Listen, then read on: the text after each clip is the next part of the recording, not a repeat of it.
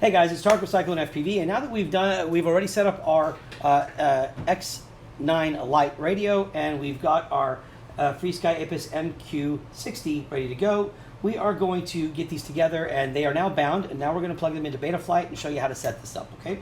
So here's what we're going to do, and in the meantime, I'm going to keep charging my battery here because I want to do a demo of this, and I need to have my battery charged in order to do that. So let me get this plugged in.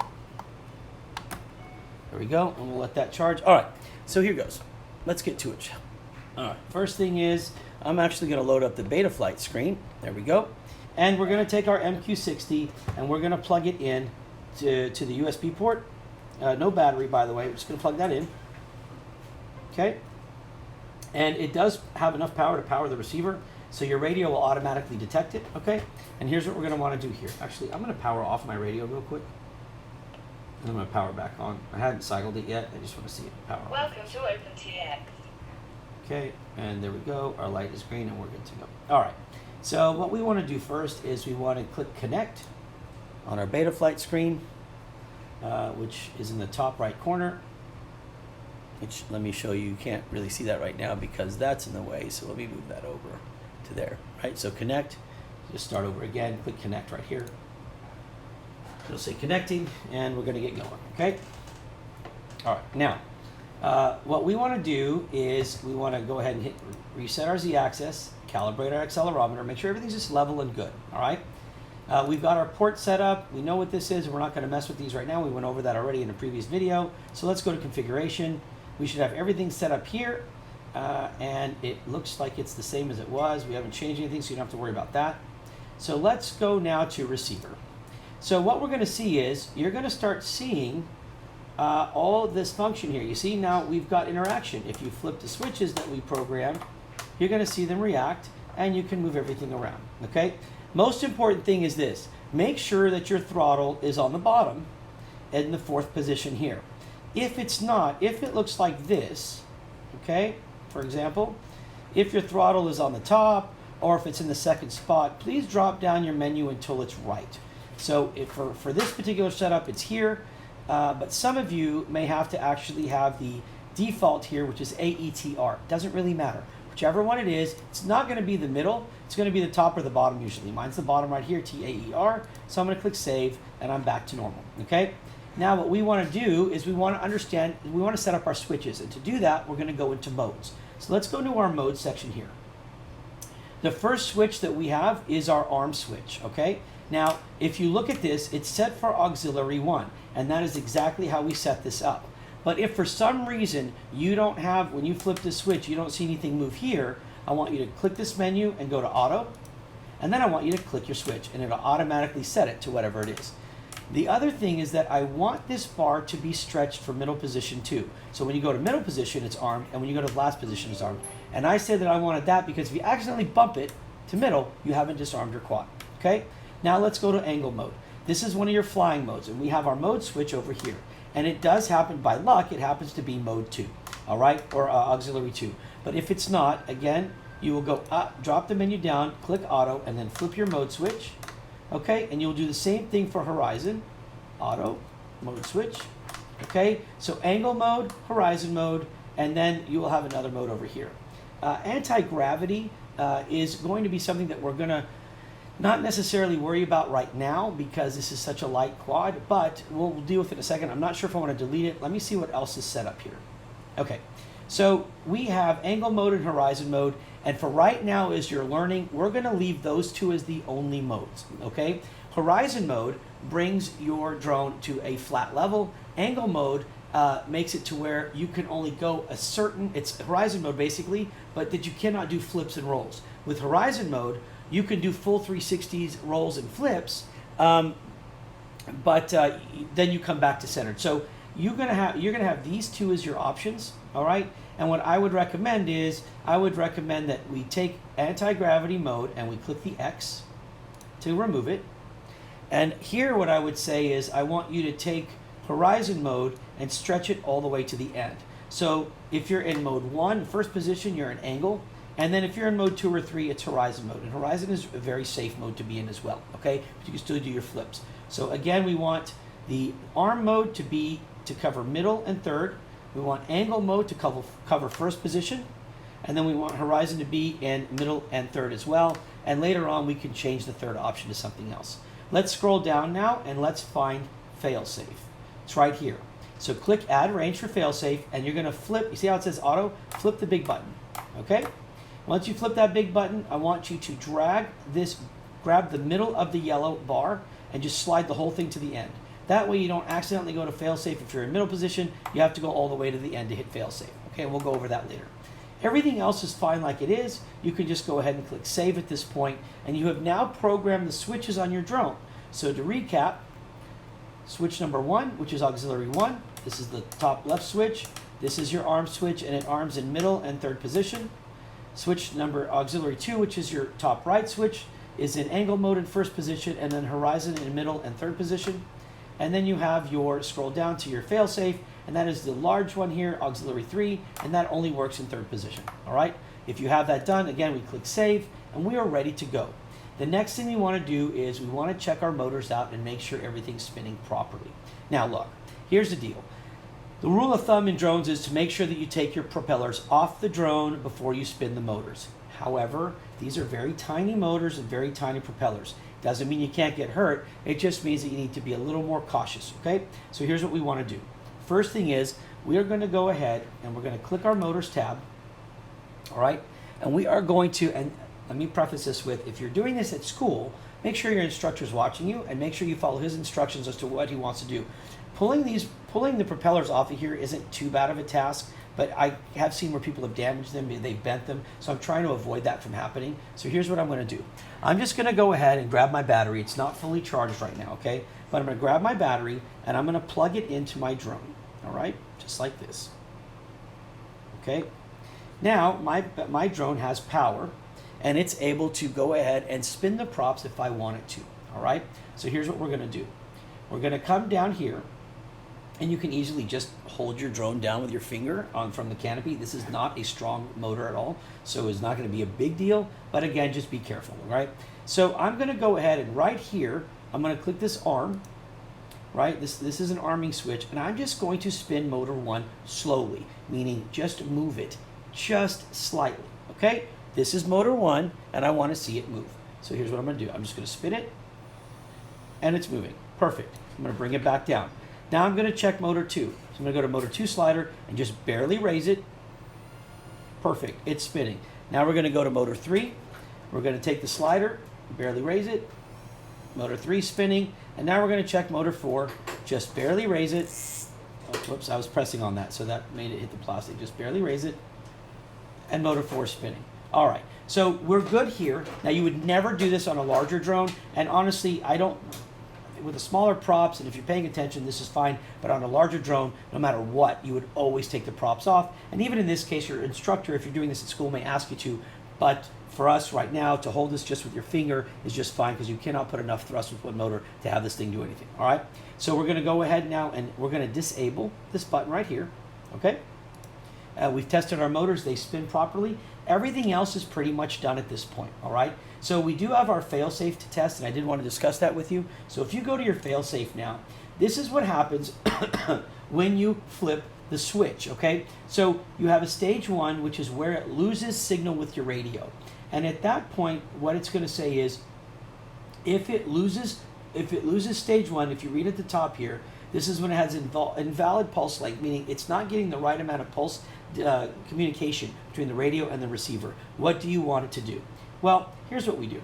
On ours, what I'm going to tell you is, if you lose signal, right, to the point where it's a concern, then the drone can fall out of the sky, for example. And in this case, I would say, okay, until we get into pulse lengths, my concern with you guys is, I would just go ahead and tell it to set it, and we're going to set your arm to, we're going to take that, sorry, let me change that. We're not going to do your arm. Let's do your throttle, okay? So on your throttle, what we're going to do is we're going to leave it. If you do it to auto, the drone will automatically stop. But here's what I'm going to say. If you did hold, then it would hold where the throttle's at. So as this is set right now, if you lose signal, right, with your radio, and I'll give you an example here in just a second. If you lose signal with your radio, meaning you turn the radio off or something happens, your throttle and everything is just going to go to 0 and everything's just going to fall out of the sky. Okay? Now, you have your switch setting. That's what this is for right here that we programmed. This switch says, okay, if you don't lose connection with your radio, but you feel like you need to hit failsafe, what do you want to do? Well, that's where stage 2 comes in, okay? So we're going to turn that on for failsafe stage 2. And what we're going to do is, for right now, we're just going to tell it to drop. If you tell it to land, which is fine, you can do so by saying, I'm going to click land, and I'm going to set my throttle to a level that just lets it fall, okay, without just crashing, all right? So you can try 1,000. We'll test that out here in just a minute. And we're going to say that there's a delay here for turning the motors off entirely once you flip the switch. This 10 stands for, it's like a tenth of a second, okay? So every one is a tenth of a second, so a 10 equals 1 second. So if you're about 20 seconds up in the air, which you shouldn't be, if you're, let's just say you're 5 feet, then it should take you, I don't know, maybe 5 seconds to drop. So what I'm going to say is change this value to 50, which would be equivalent to 5 seconds, and let's change this value to 1100, okay? And we're going to see what happens. And we're going to say click save, okay? So this is what we're going to do. We've got it set, and now we're going to go ahead and, let me just switch this over. We are going to unplug the drone, and we're going to unplug it, the battery, and I'm going to do a test flight on my desk, okay? Now, you guys will not do a test flight on your desk. You need to have a little bit more room, but I just want you to see what we're going to do, all right? So let's go ahead and do this test flight. I'm going to back up, and I'm going to, let me just give you this full camera right here, and I'm going to flip the switch, okay?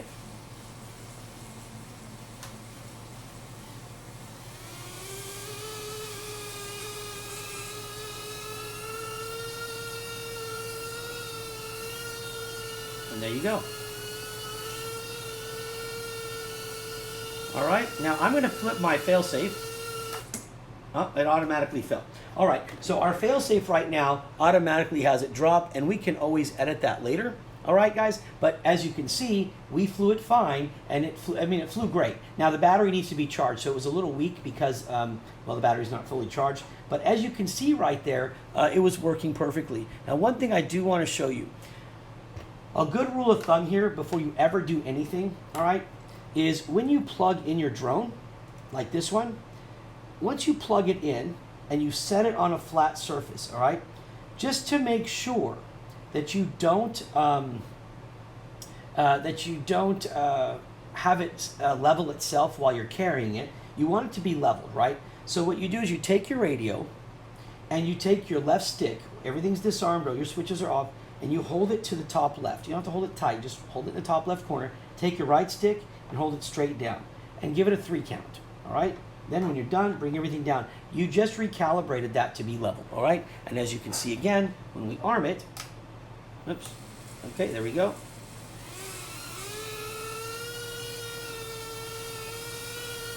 Okay, and it's level, it's flying good. And I'm gonna bring it to the camera there, and there you go, you can see it.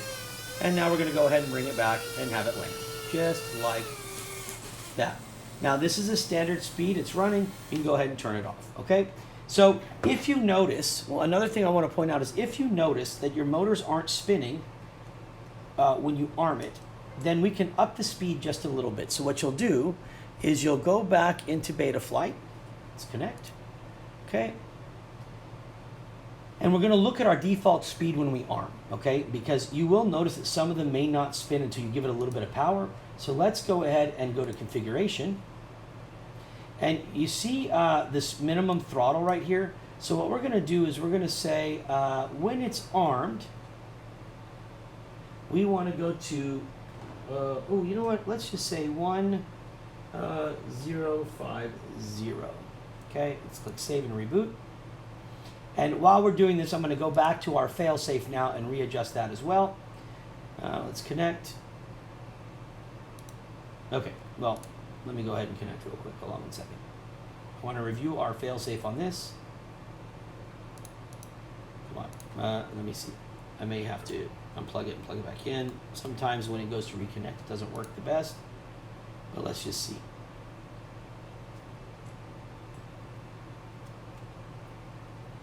Also disconnect the battery here.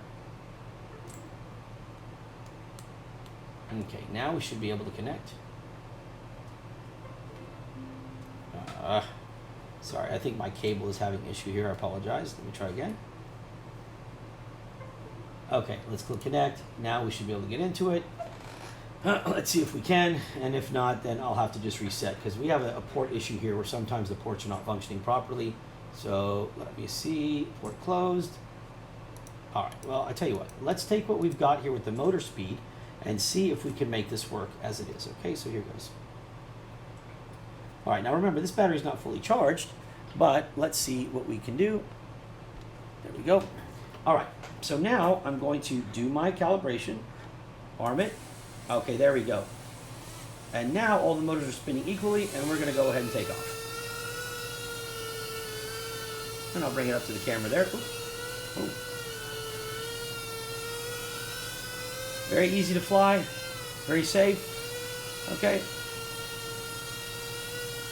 And if you want, you can always just get it over and then catch it in your hand, just like that.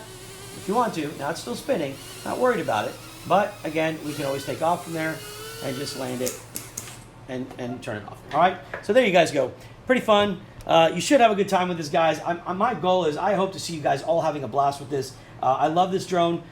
Get some extra batteries if you want. But other than that, there's a lot you can learn from this that applies to bigger drones down the road. So please, use that as a lesson. I think it's about to rain here, guys, so we're going to get going. That does it for our video set for right now. The next set of videos is going to be some practice lessons on how you're going to practice your flying without goggles and learn the ins and outs of your stick movements, okay? If you have any questions, guys, please, as always, let me know. And you can always head over to our Facebook our Facebook page, and find us at facebook.com/CycloneFPV. And then please subscribe to our YouTube channel, as you can see below, youtube.com/CycloneFPV. And then just by chance, I think this is our groups right there. So yeah, if you go to facebook.com/groups/CycloneFPV, you can join our groups where everybody's talking about and helping everybody else out with different flying questions, drone questions, or anything, all right? Other than that, be safe. Guys, as always, remember, drones are fun. They can be dangerous if you're not careful, so please be careful at all times and just stay within the law and the rules, okay? We'll talk to you soon. Take care.